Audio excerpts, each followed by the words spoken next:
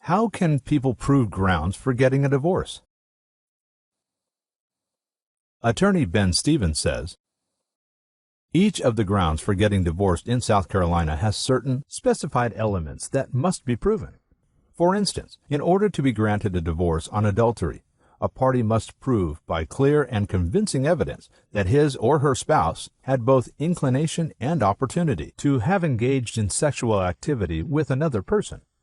However, the law does not require absolute proof of intercourse. The family court will usually require some corroborating evidence in addition to the testimony of the party seeking the divorce.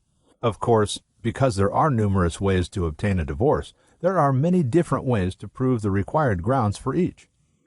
For example, in cases of physical cruelty, treating physicians can testify about medical treatment rendered, or witnesses can testify about marks and bruises they have seen.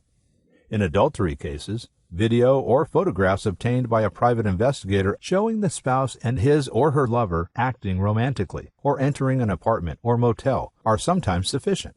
In habitual drunkenness cases, the court can consider things such as proof of purchasing excessive amounts of alcohol, photographs of empty liquor bottles or evidence of drug use, DUI convictions, prescription records, or even testimony from witnesses who have observed the person becoming intoxicated. In rare cases, family court judges may not require corroborating evidence if they are thoroughly convinced there has been no collusion between the parties.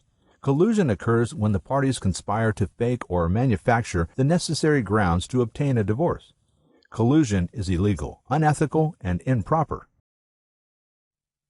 To request a consultation with Ben Stevens in Spartanburg, South Carolina, contact the Stevens firm at 864-598-9172 or visit them on the web at www.scfamilylaw.com.